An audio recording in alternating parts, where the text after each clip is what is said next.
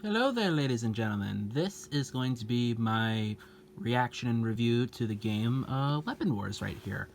I went over and I ordered it on Kickstarter a few months ago. I think it was back in November. Don't quote me on that, but I went over and it arrived a couple days ago. Went over and I broke it out, played a 3-player game and a 5-player game, both yesterday and today, respectively, and got some things to say about it, and I hope you all enjoy it. So let me go and crack this bad boy open, and we'll get to it.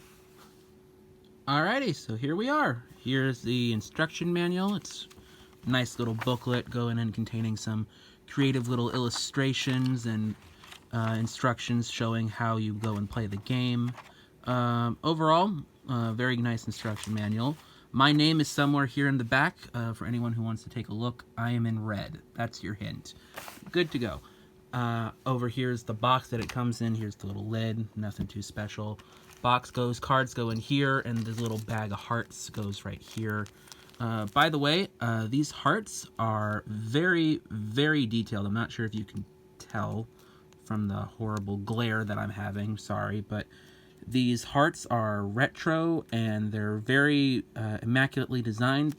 This is one of my favorite things about the entire game. These little hearts are fantastic. I would highly recommend anyone just get these hearts for the game. They are so satisfying to hold and to move around. But you go and the way you play the game is each player gets 3 hearts, and everyone gets 5 of these different cards that have different numbers and stuff on them. You go and you start it off by going, no, not left, right, counterclockwise, and the number values is positive. You get a handful of cards, 5 of them. All of them have different little cool little designs on them, like this is a nuke gun from, don't crucify me for this, I think it's Fallout? I'm not sure. Perfect weapon, this is Cell from Dragon Ball reference. Add 9 to the previous card. The dreaded purple turtle or the blue shell from Mario Kart. A power inverter, not 100% sure what this reference is offhand. Again, don't crucify me for it, but you go and you get a bunch of these, and when the thing is positive, everyone goes in a circle and tries playing a number that is higher. So going back to this example that I had right here of the purple turtle and the nuke gun, when it's positive, purple turtle is inferior to the nuke gun, and the number values go from 1 to 18. And if we were to draw another card, that's a 16, Master Sword. Love this. I actually have this in real life. 16 would be beaten by 15, 17. It's counting. You know how this works. And if you play a power-up card like one of these things here that have this little spoon symbol in the top corner, you can potentially turn it to negative, so that way this would be negative 17, negative 16, in which case 16 beats 17 and 15 beats 16. Again, counting. It's basic. You all know how it works.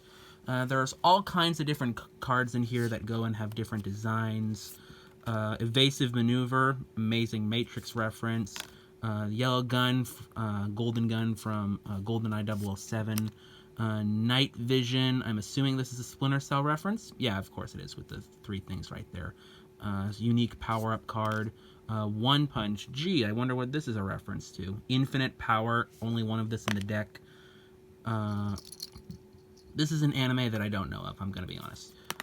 Sleeping Gun, Metal Gear, another nuke gun, Reflect, Portal Turret.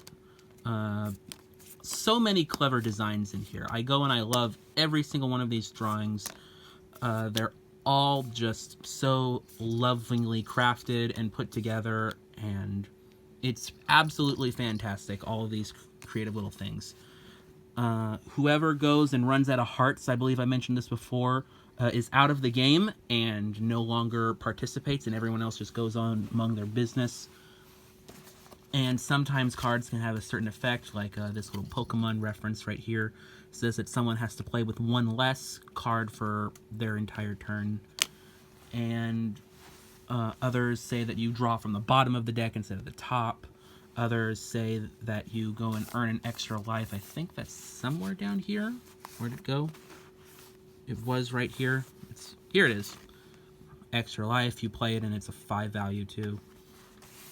Overall, this is really fun. It's like Uno. It's so simple to go into pick up and play and just start going at it. And I think that anyone who gets this will have this be like a classic family night where you can just break this out and play it without hardly an explanation, and all the little references to pop culture and to video games, anime, TV, movies. It's overall fantastic. I do have a couple complaints, though. And I'm not gonna lie, one of them is kind of a big deal to me. And they kind of have to do with these two cards right here. We'll start with the most glaring issue. This is the back of an ordinary card, but for some reason, for the power inverters, you got this little white smudge right here as if the card was misaligned when it was print or cut or something.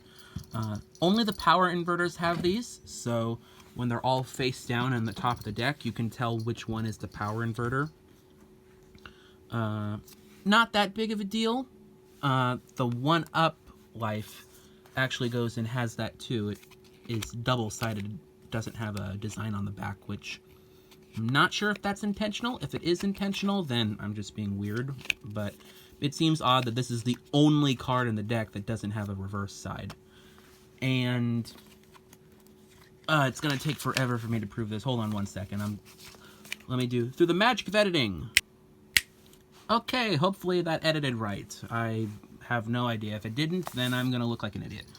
But I have 5 of the crowbars, and you're probably thinking, wow, there's duplicates of every other item in here. That's not that big of a deal. What's the problem? There's like 1, 2 different things right here. Should be the thing. It should be perfectly fine. But it goes and it says in here that you're only supposed to have 4 of them right there up at the tippy top underneath the spoon. And you're wondering, well, why is that a bad thing? You got an extra card, didn't you? Not necessarily.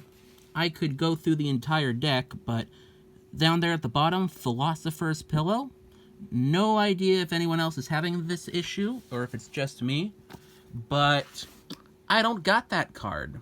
It's nowhere to be found in the deck. I mean, I could individually go through each card and try to prove that to you, and if you need a follow-up to that, I might upload a second video showing that, even though that would probably be incredibly boring, but I don't have that one particular card, and it's a little upsetting to me that I go and I only have, instead of getting what's probably a cool, unique card, I have another 2 crowbar.